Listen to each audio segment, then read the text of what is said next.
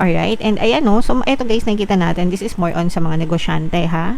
Although sa mga kapiksi natin na nagtatrabaho, very stable naman yung inyong source of income, tuloy-tuloy pa rin. Pero sa mga kapiksi natin na nagnenegosyo guys, malaki talaga yung potential na sumakses kayo mga kapiksi, and malayo yung mararating ng mga negosyo nyo, mataas yung mararating ng negosyo nyo mga kapiksi, no?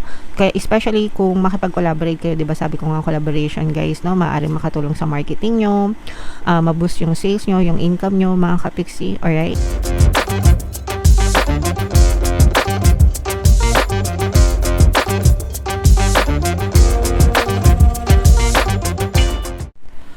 Hello guys, hello Taurus, welcome back to Pinoy Pixie Tarot. Ang pamagat ng episode natin for tonight is mid-month kapalaran para ngayong March 16 to 31 para sa Taurus, Sun, Moon, Rising Sign, and Venus. Unahin natin tong deck na to guys. Ito yung mga angel messages para sa inyo, or yung mga paparating, or yung mga pwede nyong ma-experience guys.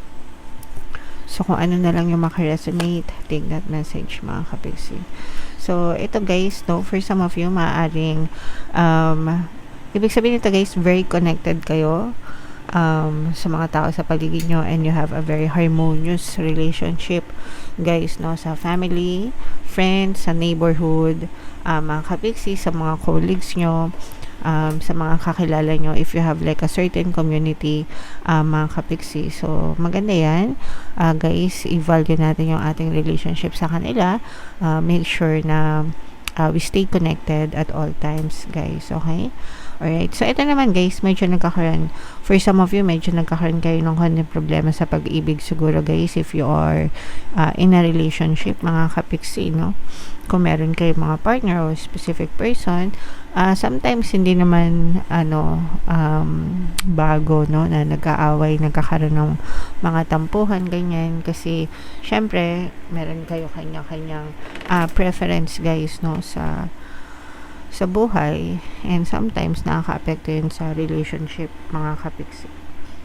So, okay lang yan. Dumadaan talaga tayo sa stage ng ganyan. Ang importante is mag-usap kayo and fix things between you and your partner, guys. Alright? And for some of you guys, maaari nagkakaroon kayo ng balakid sa kaperahan naman, mga kapiksi, no? Meron namang source of income yung iba sa inyo, pero yung iba, maaaring nagkakaroon ng balakid or matumal, mabagal yung pasok ng pera, guys, no? Mag-avail kayo ng money shaker jars. Promise, ang daming sumasukses. May mga natatanggap tayong success stories dun sa mga kapiksi natin na nag-avail niyan. Minsan nag-chat sila sa akin, sinasabi nila kung ano yung nangyayari sa kanila. So, yeah, mag-avail na kayo, guys. But, yeah, kung wala naman kayong pang-avail, guys, makinig na lang kayo ng mga pampaswerte subliminals natin. Libre lahat yan dito sa YouTube, guys. Okay? So, comment down below if feeling yan naka-resonate kayo dyan, mga kapiksi.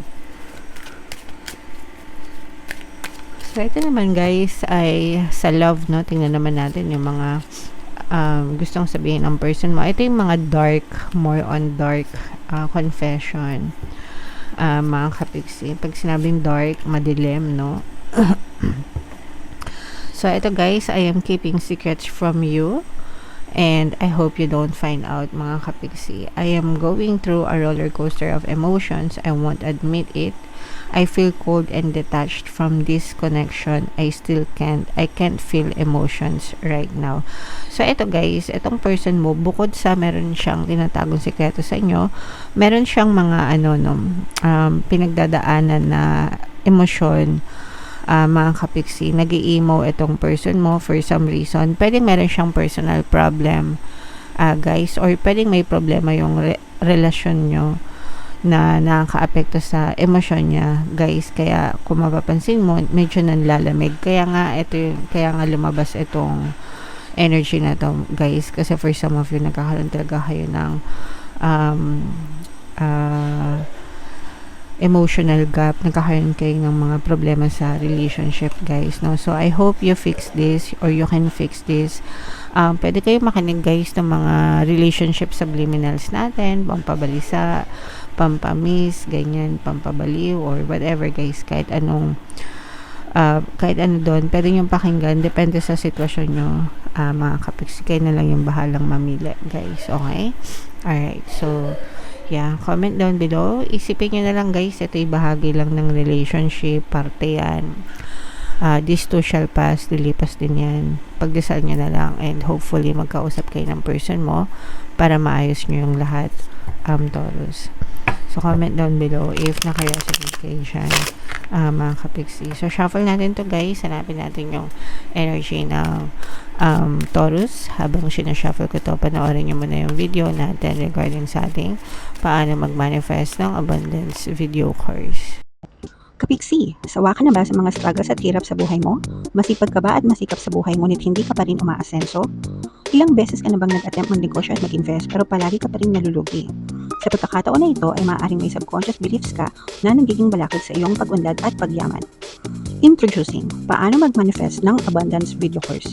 Dito ay matututunan mong ma-overcome ang mga balakid mo para tuluyan ka ng umunlad, umasenso, sumagana, maging matagumpay, successful at maswerte sa iyong kabuhayan, pera, trabaho, negosyo sa lapi at kaperahan ng bonggang-bongga.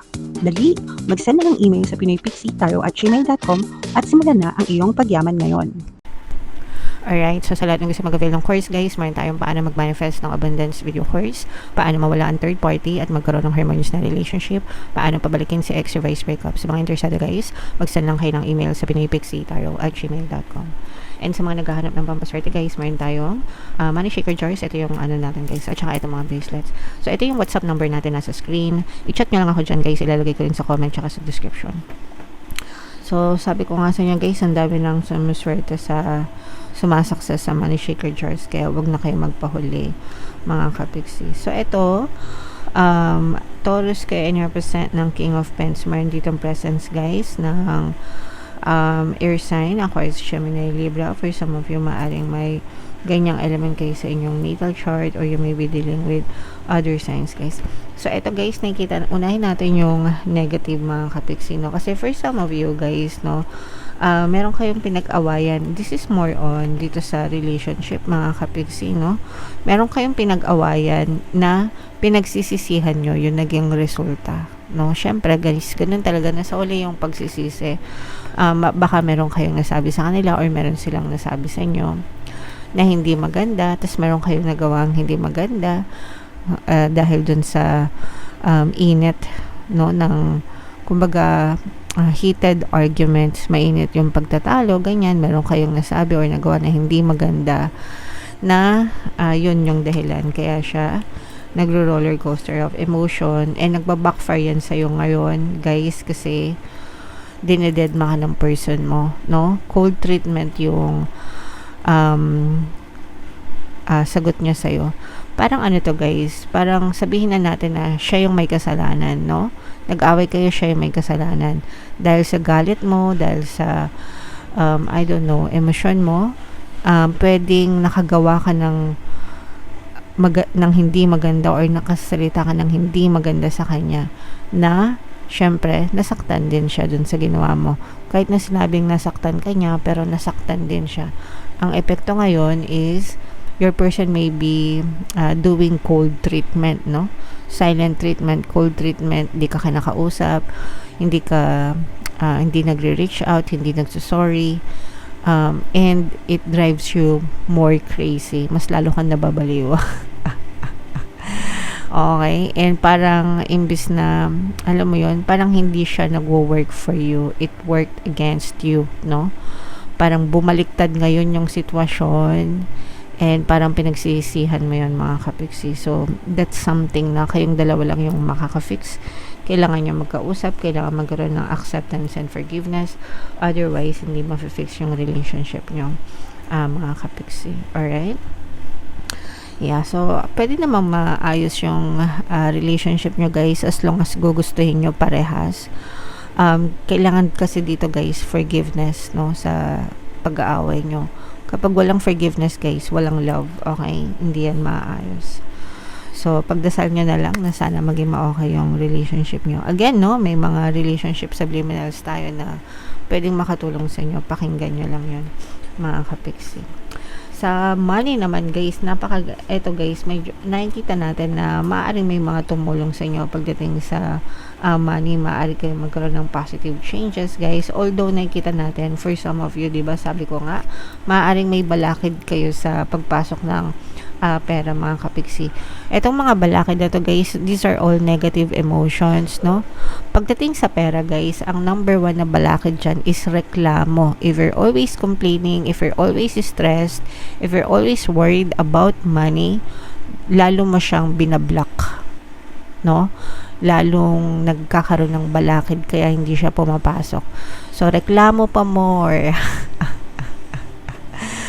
Stress pa more, worry pa more. Sige, magganyan-ganyan kayo para lalo kayo maghirap mga kapiksi. You should be grateful instead guys, no? Kapiksi, paano naman ako hindi magre-reklamo? Napakaliit naman talaga ng sahod ko. You should tawag dito, twist your story and focus on gratitude instead. Kahit maliit ang sahod mo, blessed ka pa rin kasi may trabaho ka, may kinikita ka. So you should focus more on gratitude, no? Para yung ganitong energy, gumanito siya. Kapag ganito siya guys, magiging maluwag yung pasok ng blessings, okay? Alright. So, yeah. So, with that said, mga kapiksi, for some of you, maaaring may mga tumulong sa inyo, no? Para mas magkaroon pa kayo ng additional source of income, mas maging maganda pa yung daloy ng income sa inyo or ng pera sa inyo, mga kapiksi. And maaari kayo magkaroon ng positive change, guys, kapag in-accept nyo tong tulong na to or makipag-collaborate kayo, mga kapiksi. Yun yung nakikita natin pagdating sa kaperahan. Alright? Okay, so yung mga reklamo pa more dyan. Marami kayo marami ako nababasa na mahilig magreklamo dyan sa comment section. Bahala kayo sa buhay nyo mga kapiksi. Alright, and ayan no, so eto guys, nakikita natin, this is more on sa mga negosyante ha. Although sa mga kapiksi natin na nagtatrabaho, very stable naman yung inyong source of income, tuloy-tuloy pa rin. Pero sa mga kapiksi natin na nagnenegosyo guys, malaki talaga yung potential na sumakses kayo mga kapiksi, and malayo yung mararating ng mga negosyo nyo, mataas yung mararating ng negosyo nyo mga kapiksi, no? Kaya especially kung makipag-collaborate kayo, 'di ba? Sabi ko nga collaboration, guys, no? Maaaring makatulong sa marketing nyo, ma-boost yung sales nyo, yung income nyo, mga kapiksi. Alright? So, yeah, maaaring sumakses yung mga nagnenegosyo, guys, no? So, i-mind nyo na yan sa mga kapiksi natin na negosyante, or meron kayong sariling source of income. Yung mga independent ba, no? Kahit, let's say, for example, hindi naman kayo nagnenegosyo, pero independent na earner kayo, no? Kumbaga, meron kayo sariling gimmick, sariling side hustle, you're earning money on your own, guys, no? Malaki yung potential na mas malaki pa yung ma-reach nyo, mas mataas pa yung maabot nyo sa buhay, guys. So, push lang, push harder, and yeah, just do the work mga kapiksi. So, comment down below if naka-resonate kayo, i-mind nyo na yung mga success na yan, guys, sa comment section. Lahat ng mga magaganda, i-mind nyo sa comment section, mga kapiksi. Ito yung ating 2026 kapalaran, guys. Ito naman yung ating success stories ng paano mag-manifest ng abundance video course. Panoorin nyo itong video natin, guys, about money shaker jars. Thank you for liking, sharing, and subscribing. See you next time, guys. I love you all. Have a nice day. Bye-bye.